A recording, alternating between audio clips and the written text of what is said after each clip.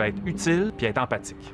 Comment rester pertinent, comment ne pas être opportuniste. De façon générale, il y a eu une belle retenue des annonceurs. Je trouve que les messages sont très respectueux. Présentement, c'est plus important que jamais de consommer local. Le déclencheur qui nous a donné vraiment envie d'avancer avec cette campagne-là, c'est le moment où on s'est dit ça va être des entrepreneurs d'ici qui vont inviter les consommateurs à acheter le produit d'un autre entrepreneur d'ici. On peut pas se serrer la main, mais on peut se serrer les coudes. Marc Fortin est à l'origine de certains des messages qui ont marqué les esprits au début de cette crise, y compris certaines des annonces gouvernementales conçues pour refléter le discours des autorités publiques.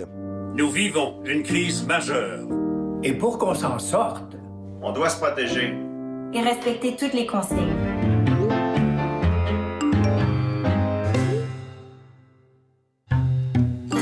On s'apprêtait à faire une porte ouverte. Fait qu'ils avaient tout un plan de communication avec des télévisions, avec l'achat média, des tournages et tout. Le confinement arrive. La première chose que tu fais, c'est ton plan de match, tu viens de le scraper complètement. On a pris nos 2 spots de télé, on les a jetés aux poubelles. On en a refait 5 autres où tout tournait autour de, justement, de c'est important, c'est le temps d'appeler nos parents, nos grands-parents. Dansez avec moi le Eggy Breaky Dance. Frappez les mains, allez, suivez les pas. La pandémie a bouleversé l'industrie de la publicité et ce sont les grandes agences, avec un large éventail de clients, qui ont le mieux traversé la crise jusqu'à maintenant. Il y a des agences qui sont impactées directement et de façon importante quand ils sont exposés dans des agences complètement à l'arrêt. Tourisme, ce qu'on appelle en anglais hospitality, là, les hôtels, les restaurants, tous ces éléments-là, ça, c'est un gros coup de frein.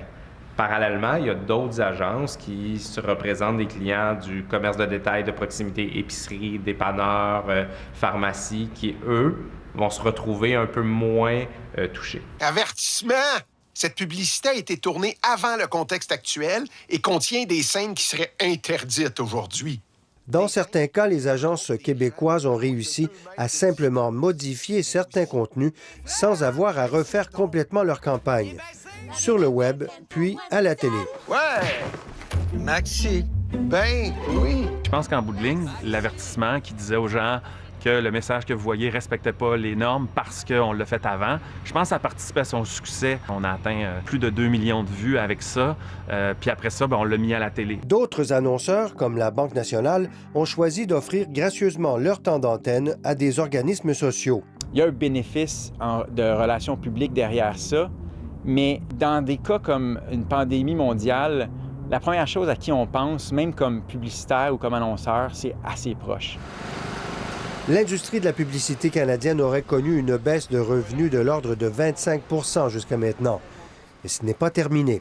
Si on reste confiné encore pendant plusieurs mois, il y a des business qui ne connaissent pas des ralentissements, qui sont littéralement fermés. Parfois, lorsqu'on est en crise économique, en annonçant davantage, on est capable de relancer une marque, une entreprise. Si elle est fermée, on ne peut pas la relancer. C'est dramatique pour certaines agences qui n'ont pas su se diversifier au cours des dernières années. Pour cet ex-publiciste et professeur de marketing, la crise sanitaire force tous les acteurs à s'adapter.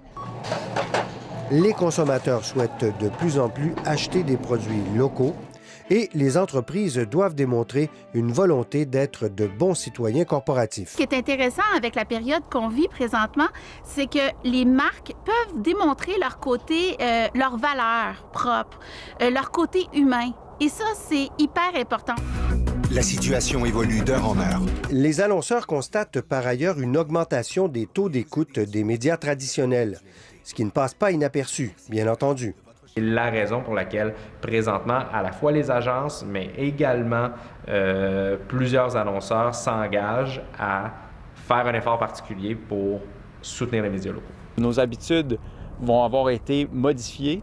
Bien, forcément, ça va transformer nos façons ça va transformer notre façon de vivre, tout simplement. Il faut déjà anticiper à quoi ça va ressembler la vie après le déconfinement, puis même après la pandémie. C'est dans quel état d'esprit les gens vont être. Dans 3, 2, 1, action. C'est long. J'ai couru aujourd'hui. Ben, c'est bien.